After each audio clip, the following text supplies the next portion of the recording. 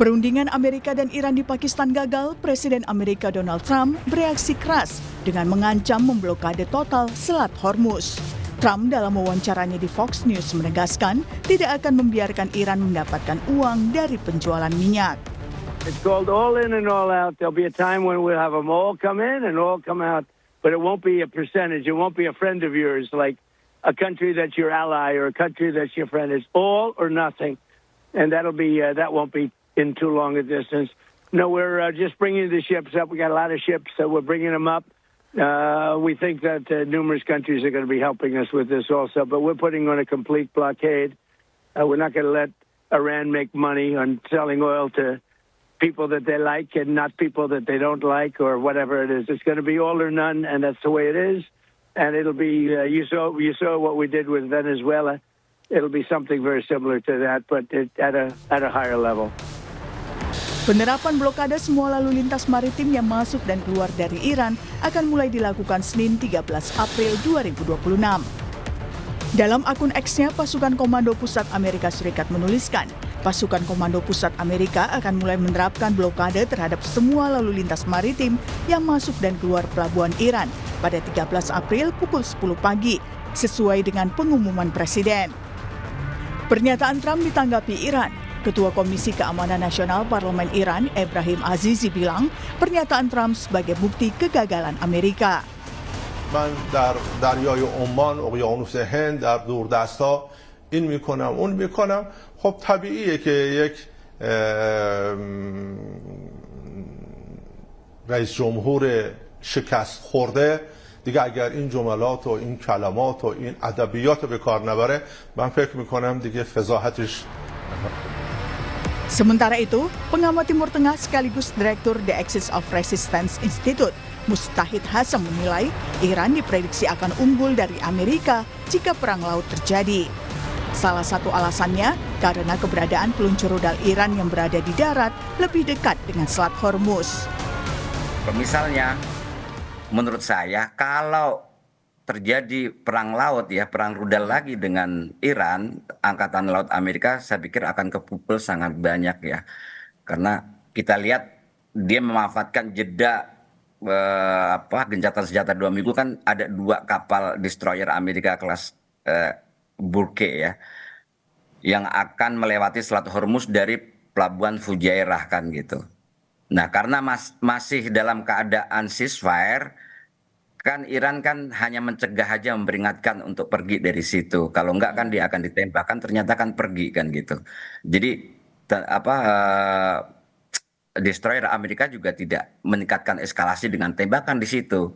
Tentunya kan ya kalau strategi militer, jadi orang yang megang rudal di darat dengan yang ada di laut ini tentunya lebih lebih secure dan lebih aman yang ada di darat karena posisinya kan dia dekat dengan Iran gitu. Nah, sebenarnya kan Amerika mengajak lebih jauh lagi teaternya ini, teater lautnya ini kan lebih jauh lagi kan gitu, karena berpikir bahwa Iran mungkin rudal-rudal jarak jauhnya itu mungkin sampai 700 saja. Ya kita lihat saja, karena kan nanti akan banyak-banyak kejutan yang belum kita lihat. Katanya Amerika juga punya kejutan dan juga Iran juga akan punya kejutan kalau misalnya sampai terjadi clash beneran ya, clash laut beneran gitu. Sebelumnya kapal perusak milik Angkatan Laut Amerika Serikat telah dikirim ke Selat Hormuz. Angkatan Laut Iran memberikan peringatan terakhir sebelum mengancam akan menembak kapal perusak Amerika. Situasi ini menambah panas ketegangan di Selat Hormuz usai negosiasi Iran dan Amerika Serikat yang tak mencapai kesepakatan.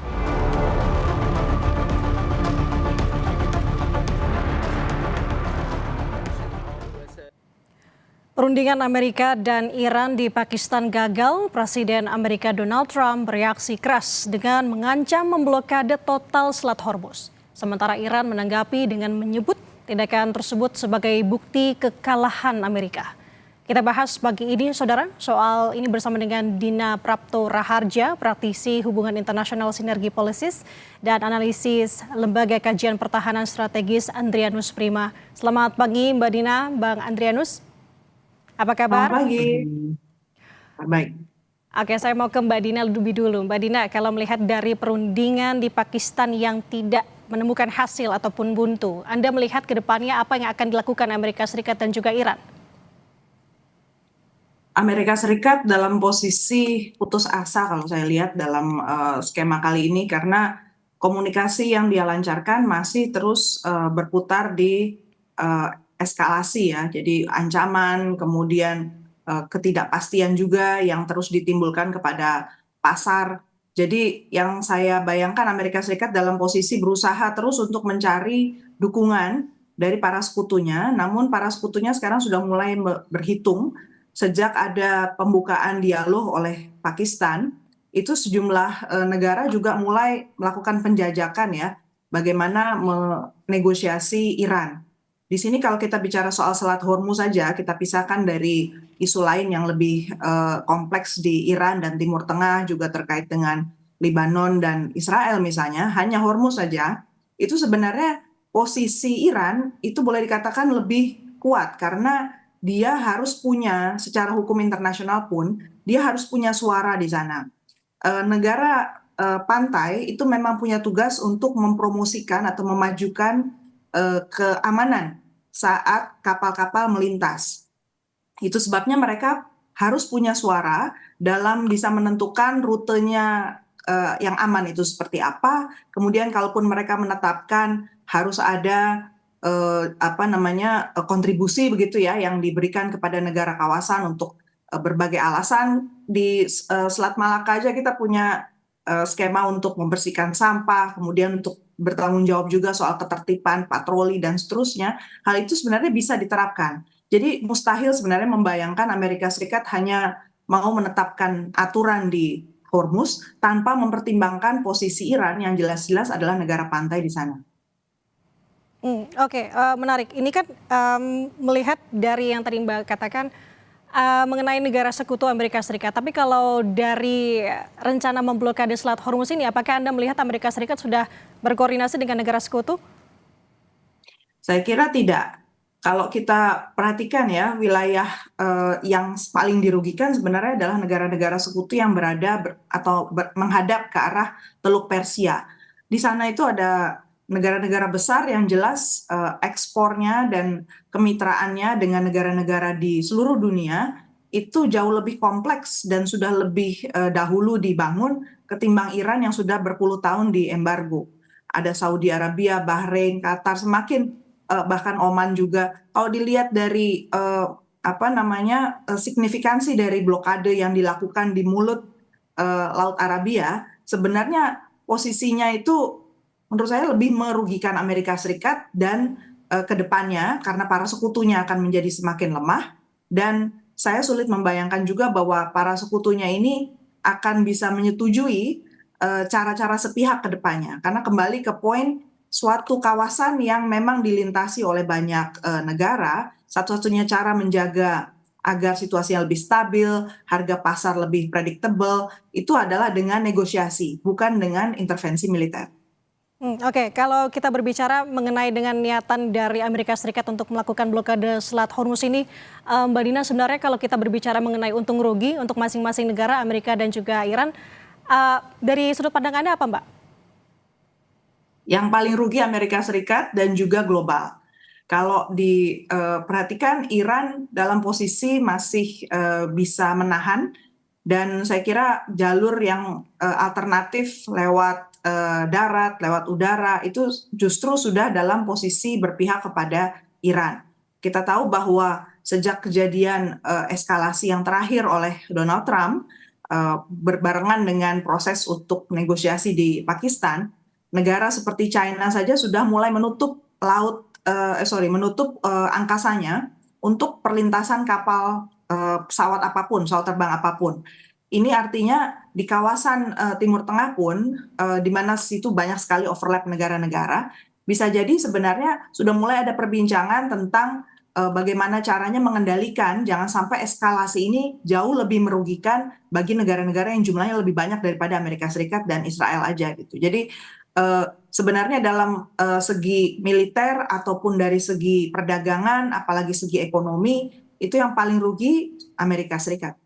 Oke, saya mau ke Bang Adrianus. Tadi Mbak Dina menyebut bahwa tampaknya untuk rencana blokade Selat Hormuz ini yang justru malah rugi adalah Amerika Serikat. Tapi kalau Anda melihat sejauh ini apakah ada strategi khusus yang tengah disiapkan Amerika Serikat selain memang gencar untuk berbicara mengenai blokade Selat Hormuz, Bang Adrianus? Ya, memang tadi seperti disampaikan Mbak Dina ya, kita lihat bahwa mekanisme penerapan blokadenya ini akan dilakukan di Laut Arab ya. Jadi bukan di Selat Hormuznya sendiri, tapi di luar Selat Hormuz. Sebenarnya hal yang sama yang selama ini dilakukan di Venezuela dan Kuba. Jadi mereka masih berusaha menggunakan laut internasional untuk melakukan blokade ini. Jadi memang blokadenya katanya akan selektif ya. Jadi hanya kapal yang menuju dan berasal dari pelabuhan-pelabuhan Iran. Tetapi memang kita harus mempertimbangkan bahwa langkah yang dibilang sama Donald Trump ini tidak akan pandang bulu. Semua kapal yang menuju dan dari Iran ini tentu saja kita bisa lihat bahwa akan berefek, terutama ya yang paling efek itu ke sekutu-sekutu Amerika sendiri di Asia seperti Jepang dan Korea Selatan. Kemudian selain itu tentu saja kemungkinan besar yang ingin dituju dari blokade ini adalah Cina. Karena kita tahu selama ini dengan adanya konflik Iran ini yang Amerika masih tidak dengan resmi mendeklarasi sebagai perang ya, karena tidak ada persetujuan Kongres.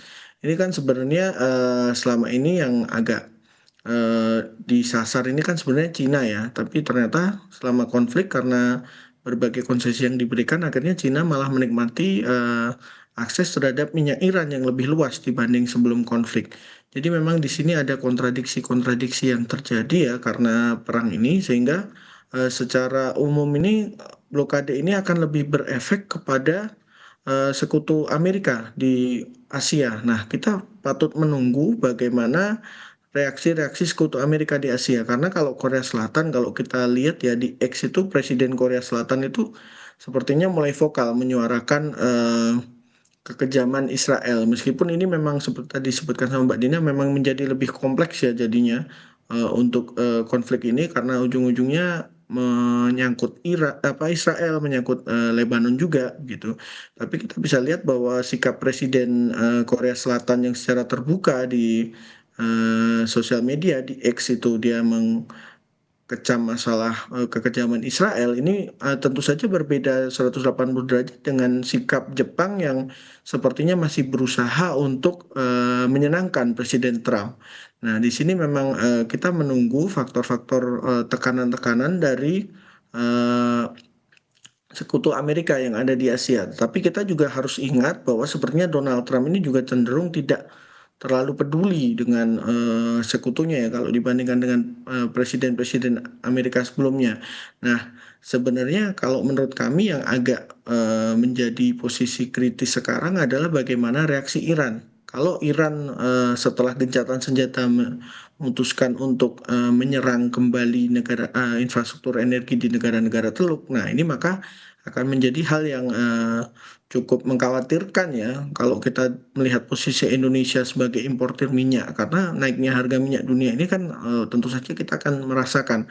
Tetapi kita juga harus melihat bahwa Pakistan itu salah satu reaksi pertamanya begitu gencatan senjata gagal, dia mengirimkan pasukan dan aset-aset pertahanannya ke Arab Saudi. Kita harus ingat bahwa Arab Saudi dan Pakistan ini memiliki Joint Defense Pact ya, jadi mempunyai fakta pertahanan bersama. Nah, di sini akan menjadi cukup sulit posisinya, di mana Iran itu pasti akan berpikir dua kali untuk menyerang tempat-tempat yang dilindungi oleh pasukan Pakistan, karena kita lihat bahwa Pakistan telah menjadi mediator. Jadi memang situasinya cenderung akan lebih kompleks, tapi memang saya cenderung setuju dengan Mbak Dina bahwa ini memang menunjukkan Amerika ini sedang panik karena berbagai hal yang dilakukan sekarang ini ada agak kontradiktif. Seperti mungkin kita ambil salah satu poinnya, masalah toll fee atau membayar jasa tol untuk melewati Selat Hormuz. Padahal kita tentu saja masih ingat bahwa Donald Trump sendiri dalam sosial medianya itu pernah menulis bahwa dia akan sharing atau berbagi biaya jasa tol ini. Kenapa sekarang dia mempermasalahkan masalah ini? Tentu saja kita jadi bertanya-tanya faktor eksternal apa yang membuat Donald Trump berubah pikiran gitu. Dan memang kita harus akui ya, memang Donald Trump ini tidak bisa ditebak dan cenderung pelin-pelan. Tapi kita bisa lihat bahwa pernyataan yang cukup eskalatif ini menjadi anomali karena biasanya menjelang weekday kan dia memberikan pernyataan yang positif ya untuk meredam harga minyak, kemudian menaikkan saham Amerika gitu ya. Tapi ini kayaknya menjadi salah satu anomali di mana dia menyatakan adanya eskalasi ketika weekend. Nah, yang menarik juga adalah kita tunggu reaksi publik Amerika. Apalagi di beberapa tempat minyak atau bensin itu sudah menembus $5 nih per galon. Nah, ini kita patut menunggu reaksi publik Amerika juga, begitu. Oke, Bang Adrianus, koreksi saya jika saya salah. Saya tangkap dari pernyataan Anda adalah jadi dengan langkah Trump untuk memblokade Selat Hormuz ini sebenarnya menciptakan keretakan untuk negara sekutu di Asia untuk Amerika Serikat seperti Jepang dan juga Korea Selatan karena ketahanan energi mereka kan sangat terekspos dari Timur Tengah begitu. Betul, betul, betul. Memang menurut kami salah satu faktor kuncinya adalah bagaimana Korea Selatan dan Jepang bereaksi terhadap ini. Tapi kita harus ingat bahwa negara-negara lain ya, itu seperti di kawasan seperti Thailand, Filipina, itu juga apalagi Filipina. Filipina itu kan salah satu sekutu Amerika yang dimana dia memiliki fakta pertahanan juga dengan Amerika. Meskipun mungkin secara strategisnya tidak sekuat Jepang dan Korea Selatan ya, karena kalau Amerika yang dulu kan sangat berusaha menekan hegemoni Cina, jadi mereka harus mengandalkan Korea Selatan dan Jepang yang secara geografis dekat dengan Cina. Cuman kan memang kita harus menyadari bahwa Trump ini sepertinya berusaha berteman dengan semua orang yang dianggap strongman ya, makanya pendekatannya dengan Cina itu akan sedikit berbeda. Tapi tentu saja masih ada unsur-unsur di pemerintahan Amerika ya, terutama terkait ekonomi yang berusaha untuk menekan Cina. Kita bisa lihat dari kebijakan tarif dan sebagainya. Jadi memang secara politis global ini terjadi dinamika yang agak berbeda lah dengan Trump ini. Begitu kalau menurut kami. Oke, saya mau ke Mbak Dina. Mbak Dina kalau melihat dari sanksi ekonomi yang sebelumnya pernah juga dilayangkan begitu ya dari Amerika Serikat kepada Iran, ini tampaknya tidak mengubah sedikit pun sikap Iran sampai dengan sejauh ini.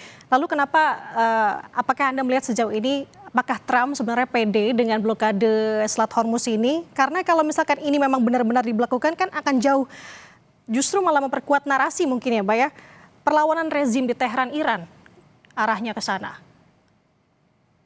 Jadi Iran ini posisinya sekarang bukan lagi sebagai negara tunggal yang menjadi sasaran tembak Amerika Serikat.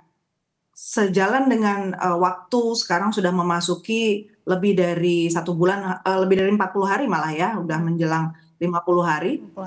Negara-negara lain justru bisa melihat bahwa pertama Amerika Serikat itu nggak punya strategi yang jitu berhadapan dengan Iran. Sebenarnya apa yang mau disasar dari Iran pun itu nggak jelas. Waktu awal bilang program nuklir, kemudian penggantian rejim, kemudian minyak, nggak ada satupun yang bisa dicapai. Sekarang malah sibuknya dengan Selat Hormuz. Nah sekarang Selat Hormuz ini, kembali ke poin saya awal tadi, bahwa kita nggak bisa lihat ini serangan tunggal kepada Iran, makanya Iran itu sekarang punya upper hand ya kalau bahasa negosiasinya, jadi dia berada di atas karena apa yang melalui Selat Hormuz itu bukan sekedar energi atau dagang produknya Iran yang kemudian bisa dikunci, atau sekutunya Iran yang kemudian kalau dimatikan jalannya mereka bisa mati gitu.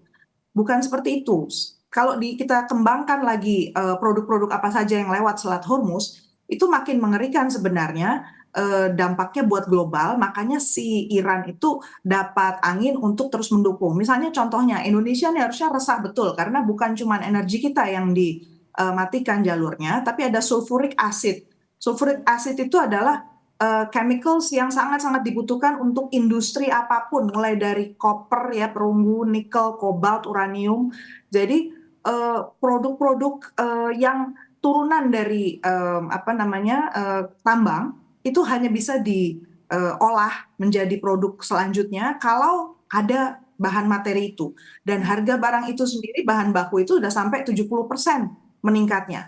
Indonesia yang saat ini sangat bergantung pada pengolahan industri mineral, itu jelas akan sangat tertekan. bukan cuman produksi kita di segala macam supply chain ya, tapi juga bahwa upaya kita untuk menciptakan ketahanan energi dan lain-lain itu nggak terjadi gitu.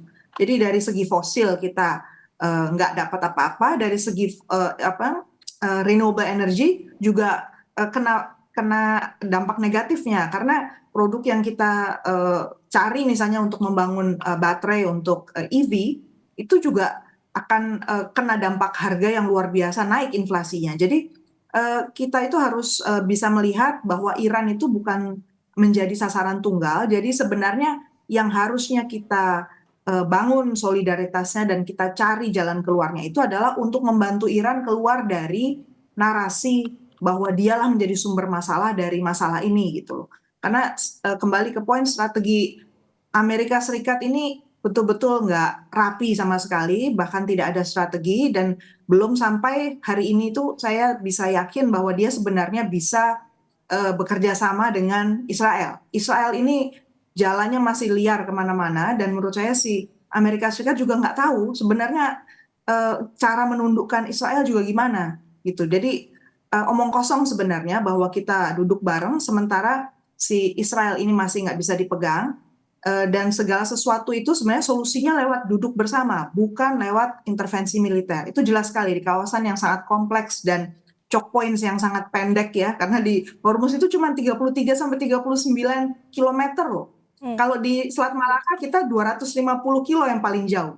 Bandingkan jauh sekali gitu. Jadi ini mau nggak mau memang harus kerjasama kan, melewati satu wilayah yang sangat sempit. Dan jelas di situ secara hukum internasional negara pantai yang punya wilayah di situ bahkan punya zona ekonomi eksklusif di situ, notabene Iran itu punya hak. Jadi nggak bisa juga sejak Amerika Serikat keluar dari JCPOA secara sepihak persetujuan multilateral untuk kerjasama dengan Iran dia keluar ya untuk nuklir dan Iran itu masih terikat NPT, harusnya nggak bisa ini. Semua ini menurut saya ngawur-ngawuran aja ya Amerika ini. Tapi kalau dari Mbak Dina tadi singgung mengenai lebar Selat Hormuz yang terbatas begitu ya Mbak, ini juga menyangkut mengenai hukum laut internasional. Apakah ini juga bisa memicu tuntutan hukum Mahkamah Internasional yang memojokkan atau bisa memposisikan menyudutkan Amerika Serikat? Kalau dilihat dari prosedur, Amerika Serikat tidak menjadi partis, tidak menjadi anggota dari Mahkamah Internasional ICC. Jadi tapi negara-negara internasional itu banyak yang ikut dan kalau dilihat dari kerusakan yang terjadi, akuntabilitas ini tetap bisa diminta kepada Amerika Serikat lewat isolasi ya. Jadi ke depannya kerjasama, kemudian sanksi dan PBB ini karena juga sudah agak menurut saya berantakan juga ya gara-gara kejadian ini, itu akan ada repositioning anyway menurut saya ke depannya. Secara politis, kerusakan yang terjadi akibat perang ini tetap harus ada yang menanggung dan nggak bisa menanggung sendiri karena yang dilakukan itu semua secara sepihak keluar dari JCPOA, keluar dari negosiasi di Oman, plus kemudian melakukan penghancuran di berbagai titik yang menyebabkan retaliasi dari Iran. Jadi kalau saya melihatnya Iran ini nggak bisa dilihat sebagai pihak yang nggak punya hak untuk melawan ya, karena kalau kita sendiri sebagai satu negara tiba-tiba diserang padahal kita sudah mematuhi apa segala aturan dan belum ada proses negosiasi. Kata kuncinya itu negosiasi lah. Nggak mungkin masalah yang sepelik misalnya program nuklir ataupun selat yang begitu sempit itu bisa diselesaikan satu cara oleh Amerika yang menjadi polisi dunia. Nggak mungkin. Nah oke, nih bagaimana nih Bang Adrianus kalau melihat dari kapabilitas dari Setcom atau Komando Pusat Amerika Serikat, tadi kan menyinggung mengenai blokade ya, lebar Selat Hormuz yang terbatas, apakah Anda melihat Amerika Serikat sebenarnya mampu untuk melakukan inspeksi kargo tanpa melanggar kedaulatan wilayah perairan Iran atau ada tanggapan lain? Sebenarnya seperti tadi sempat saya sampaikan dan Mbak Dina sampaikan ya, sebenarnya hampir tidak mungkin Amerika ini akan melakukan inspeksi kargonya di Selat Hormuz. Kenapa? Karena mungkin kita bisa lihat saja ya, tidak usah berspekulasi bahwa selama ini pun sebelumnya Trump pernah bilang bahwa untuk asuransi pelayaran katanya pemerintah Amerika yang akan menjamin gitu kan. dengan membayar sejumlah premi dan kemudian akan dilakukan pengawalan. Kemudian respon beberapa perusahaan pelayaran adalah mengontak Senkom waktu itu. Tapi Senkom saja bilang bahwa masih beresiko. Jadi di sini kita bisa mengambil garis besar bahwa sebenarnya Senkom pun masih merasa bahwa melintasi Selat Hormuz ini sangat beresiko. Kita juga sudah lihat ya tadi bahwa ada 2 destroyer Amerika yang akhirnya putar balik. Meskipun ada yang bilang bahwa salah satu destroyer itu sempat berhasil melewati Selat Hormuz sebelum berputar balik. Tapi di sisi lain kita juga harus melihat bahwa sebenarnya mungkin Senkom atau US Navy secara umum ya ini sebenarnya masih berusaha menghindari konflik terbuka. Kita bisa lihat tidak hanya dari yang terjadi di Selat Hormuz, jadi saat ini kan hanya ada kapal induk Abraham Lincoln karena Gerald R. Ford itu sedang mengalami perbaikan karena kerusakan masalah pipa pembuangannya dan juga katanya kebakaran laundry. Jadi dia masih melakukan perbaikan sehingga tidak akan bisa masuk kembali ke area peperangan di dekat Iran. Nah, Amerika kan mengirim kapal induk kedua untuk mendampingi Abraham Lincoln ya, dan kita juga sama-sama tahu Abraham Lincoln juga posisinya tidak dekat dengan Iran gitu kan. Nah, kapal induk George W. Bush ini ternyata tidak melewati terusan Suez karena sepertinya dia menghindari area-area yang dekat dengan Houthi ya. Jadi dia tidak melewati Laut Merah, tapi dia memutar melalui Afrika Selatan, jadi melalui Tanjung Harapan. Di sini kita bisa lihat bahwa sebenarnya ada 2 kemungkinan antara memang Amerika berusaha menahan atau menyimpan stok rudal interseptornya yang ada di kapal-kapal perusak yang menjadi pengawal kapal induknya, atau memang sebenarnya di dalam Senkom atau US Navy ini masih menganggap bahwa saat ini sangat berisiko, padahal tentu saja kita masih ingat bahwa ini masih dipayungi oleh gencatan senjata yang kita masih punya beberapa hari ini. Nah, di sisi lain kalau kita lihat aset yang lain ya seperti pasukan darat dan juga kita harus ingat ada 2 LHD USS Tripoli dan USS Boxer yang ada di situ. Sebenarnya juga kalau kita lihat opsinya itu sangat terbatas apa yang akan dilakukan oleh Amerika. Makanya kalau kita ikuti ya sejak gagalnya perundingan itu ada puluhan penerbangan pesawat kargo militer Amerika dari Eropa, dari Amerika, dari benua Amerika ya, yang mengarah ke Timur Tengah. Dapat kita lihat bahwa memang Amerika itu melakukan restocking ya, resupply dan juga mungkin menambah pasukan. Tapi kita juga bisa lihat bahwa negara sebesar Amerika itu selama dia mengirim pasukan itu tidak bisa diam-diam. Memang ini hal yang harus kita lihat bersama ya, seperti pengiriman kapal dan pesawatnya itu kan sebagian besar diketahui oleh orang. Nah, memang Senkom ini opsinya masih sangat terbatas. Jadi kalaupun mereka beneran menerapkan blokade ya seperti yang tadi saya dan Mbak Dina sampaikan, mereka akan menerapkannya di Laut Arab.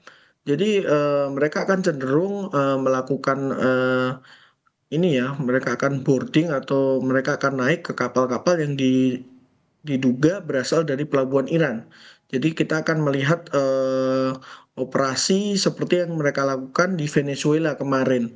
Jadi memang di sini kita bisa lihat bahwa kemungkinan bahwa blokade itu berupa serangan kinetik secara masif ke pertahanan Iran di sekitar Selat Hormuz ini nampaknya belum akan langsung terjadi ya, kecuali mungkin seperti sebelumnya setelah gencatan senjata berakhir mereka akan menggunakan serangan-serangan rudal dan juga serangan menggunakan pesawat tempur. Begitu kalau menurut analisis kami.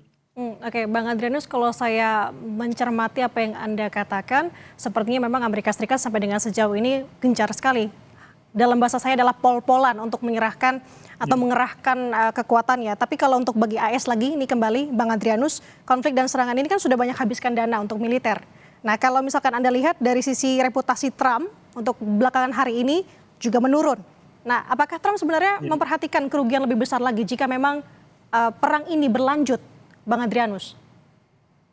Ya, kita harus ini juga ya sebenarnya saat ini kan kondisinya Kongres Amerika kan belum bisa memutuskan ya secara bulat apakah mereka akan menerima atau apakah akan menghentikan aksi Trump ini. Tapi Trump sendiri sudah menyatakan bahwa dia meminta tambahan dana ya 200 miliar kepada Kongres untuk melanjutkan perang ini.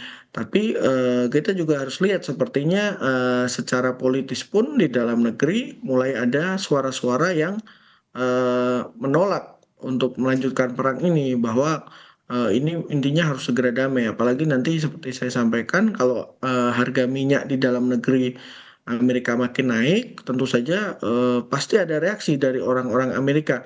Meskipun sekali lagi kita kan seperti yang kita kita sama-sama sepakati tadi bahwa Trump ini tidak bisa ditebak. Trump itu bilang kemarin dalam postnya di sosial media bahwa dengan blokade Iran, dia itu kayak mengundang negara-negara yang selama ini bergantung pada minyak Iran untuk membeli minyak ke Amerika.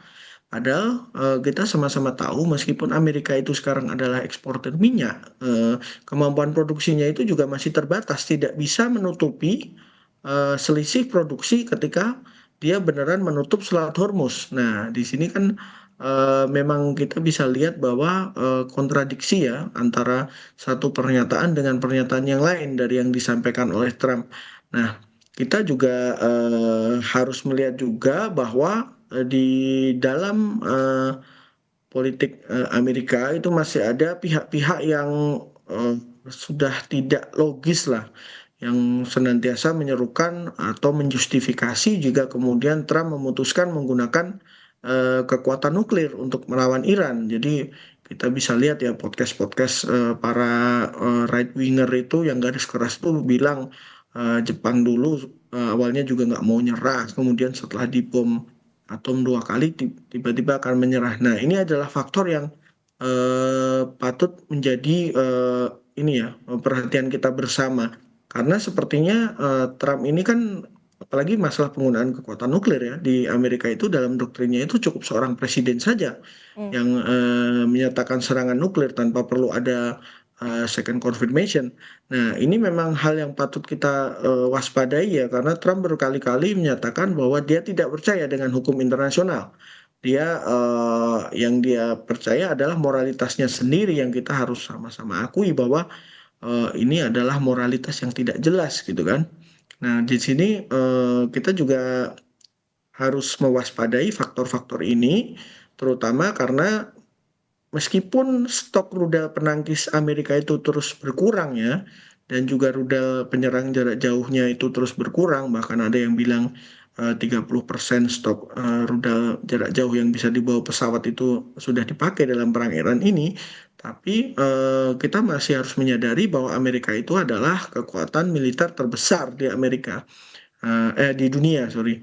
Cuman kita juga harus menunggu sebenarnya yang bisa menghentikan itu ya hanya Kongres Amerika ataupun tekanan jika terjadi demo besar-besaran di Amerika. Karena kalau secara umum jika kita lihat juga Kongres dan Senat Amerika ini kan masih dikontrol sama Republik ya dan kemudian kemarin masa reses begitu dan masa pemilu itu kan masih November. Jadi memang masih cukup panjang lah. Nah, kita masih agak sedikit meskipun saya nggak tahu Mbak Dina bagaimana pendapatnya masalah kemungkinan menggunakan nuklir, tapi untuk kami ini masih sedikit ada peluang lah karena kita tidak bisa menebak si Trump ini apalagi kalau sudah ditelepon oleh Israel dan memang peran Israel ini menjadi peran yang cukup ini ya cukup tidak bisa sebenarnya bisa ditebak karena pasti bagaimanapun Israel ini akan berusaha untuk memperpanjang perang ini begitu kalau dari kami. Oke, tadi Bang Adrianus mempertanyakan pernyataannya Mbak Dina. Kalau Mbak Dina sendiri bagaimana tanggapannya mengenai nuklir ini? Nuklir itu last resort ya, menurut saya belum sampai di titik itu kelihatannya.